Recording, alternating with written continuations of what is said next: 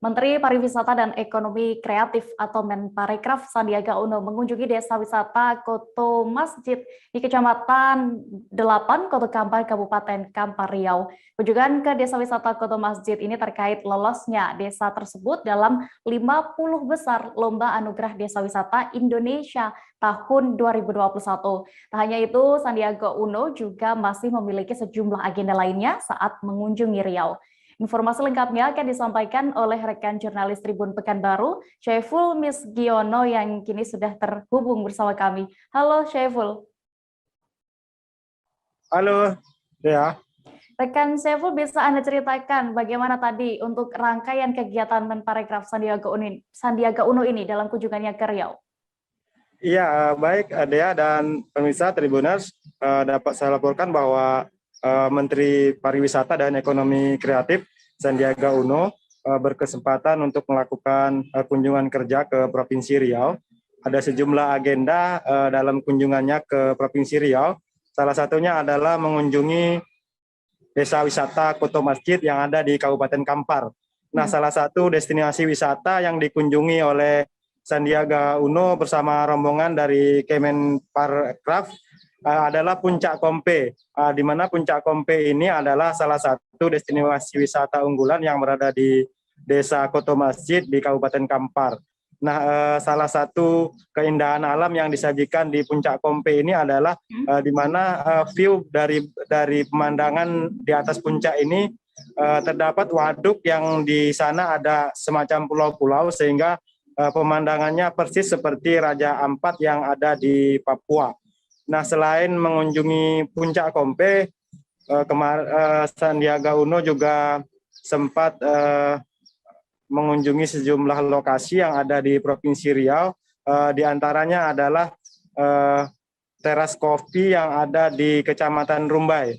Nah, untuk informasi Dea dan pemirsa bahwa Rumbai merupakan tanah kelahiran daripada Menteri Pariwisata Sandiaga Uno ini, di mana di Rumbai lah Sandiaga ini dilahirkan, sehingga kunjungannya ke Rumbai merupakan salah satu kunjungan ataupun sekaligus pulang kampung ke tanah kelahirannya. Nah, sebelum kembali ke Jakarta, kemarin Sandiaga Uno sempat mengunjungi gerai budaya dan ekonomi kreatif yang ada di Lembaga Adat Melayu Riau di Jalan Diponegoro, Pekanbaru. Begitu, Dea. Baik.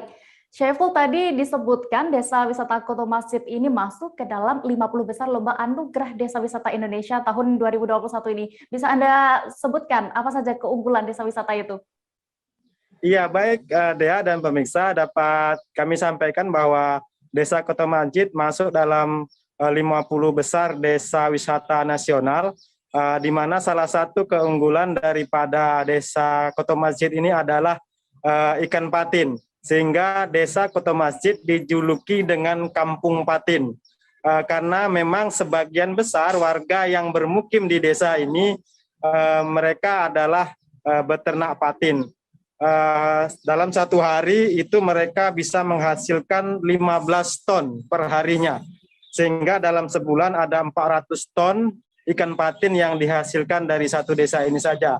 Nah, selain ikan patin, Dea, ada banyak produk turunan yang dihasilkan oleh warga setempat yang semuanya berbahan baku dari patin. Mulai dari kerupuk kulit patin, kemudian abon patin, bakso patin, siomay patin, nugget patin, otak-otak patin, cilok patin, batagor patin, hingga sampai es dawet yang juga terbuat dari ikan patin. Nah, selain itu juga di Desa Koto Masjid ini ada 18 homestay yang siap digunakan oleh wisatawan, baik lokal maupun mancanegara, di mana homestay ini mereka langsung tinggal dengan warga, karena memang homestay disiapkan di rumah-rumah warga, sehingga setiap wisatawan nanti bisa langsung bercengkrama dengan warga yang ada di sekitar dan menikmati sajian-sajian kuliner dari warga sekitar, karena memang homestay yang disiapkan di desa ini memang satu rumah dengan warga yang ada di sekitar situ. Sedangkan untuk pemandangan alam, yaitu Puncak Kompe yang tadi saya sebutkan, yang mirip pemandangannya dengan pemandangan seperti yang di Raja Ampat yang ada di Papua. Begitu, Dea. Oke, Syaiful, lalu saat liputan kunjungan Menparekraf itu ya, bagaimana kesan dan juga pesan Sandiaga Uno saat kembali ke Riau? Iya, Dea dan pemirsa, memang dalam kunjungannya ke Provinsi Riau, Sandiaga berulang kali mengucapkan bahwa ini adalah kunjungan sekaligus kesempatan dirinya untuk pulang kampung, untuk mengingat kembali masa-masa kecilnya. Nah, itu disampaikan dia waktu Sandiaga berada di teras kopi yang ada di Rumbai. Nah, saat itu memang sudah ramai ibu-ibu yang menunggu di halaman teras kopi, dan saat itu Sandiaga menyampaikan bahwa dia lahir di Rumbai dan hari-harinya ditanam di Rumbai, dan langsung disambut tepuk tangan dan sorak oleh warga sekitar. Pada kesempatan tersebut, Sandiaga Uno juga berjanji akan mendukung pariwisata dan ekonomi kreatif di Provinsi Riau, karena memang Sandiaga Uno merupakan putra yang lahir dari Provinsi Riau. Begitu deh. Baik, Tribuners, tadi rekan Syaiful juga sudah berhasil mendapatkan keterangan dari Menteri Pariwisata dan Ekonomi Kreatif Republik Indonesia Sandiaga Uno. Berikut liputan lengkapnya. Dan kebetulan diberi kesempatan untuk menyaksikan pidato dari Pak Gubernur dan teman-teman dari SKK. Alhamdulillah hari ini saya bisa melihat dengan mata kepala sendiri Gerai Sentra Budaya dan Ekonomi Kreatif Melayu bertempat di Balai Adat Melayu Riau sore ini. Alhamdulillah. Salawat dan salam selalu tercurah kepada junjungan kita Nabi besar Muhammad Sallallahu Alaihi Wasallam. Semoga kita bisa mendapat syafaatnya nanti di yaumul akhir. Saya mengucapkan selamat sekali lagi, dan untuk pemerintah daerah Provinsi Riau, SKK Migas, Chevron, karena saya adalah putra Chevron. Saya lahir dulu masih namanya Caltex, Pak.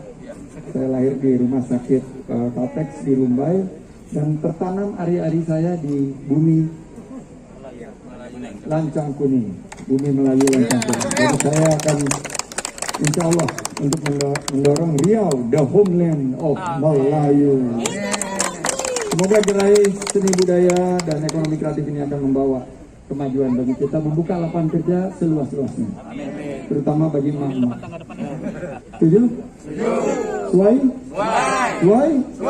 Menparekraf akan ada di garis terdepan, dan mudah-mudahan atas undangan tadi dari Dato' Jo, izin Pak Gubernur dan ketua lainnya, kita akan lakukan kunjungan untuk melihat Bono sebagai ikon pariwisata nasional, dan beberapa program tadi sudah saya petakan untuk saya langsung eksekusi untuk kebangkitan dan pemulihan dari ekonomi kreatif pariwisata Provinsi Riau. Jangan lupa subscribe, share, komen, dan like ya.